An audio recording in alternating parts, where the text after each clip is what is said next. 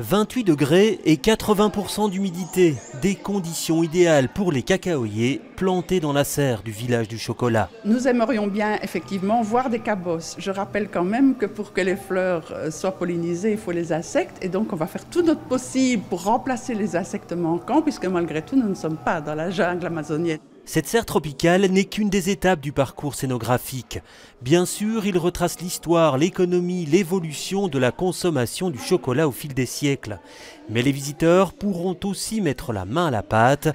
Pas étonnant donc que l'on y trouve également une grande cuisine. Le but est, de manière basique, par exemple, de pouvoir mouler son propre chocolat. Mais on peut très bien imaginer des ateliers beaucoup plus compliqués sur comment fabriquer une praline de manière plus complexe ou voire même, pourquoi pas, un peu de pâtisserie. Ce village du chocolat est installé dans l'ancienne usine Victoria.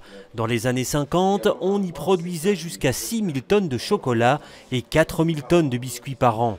Fermée dans les années 70, une partie des bâtiments a été transformée en loft. La commune a racheté 900 mètres carrés en 2005. Il lui aura fallu 9 ans et de gros investissements pour transformer les lieux.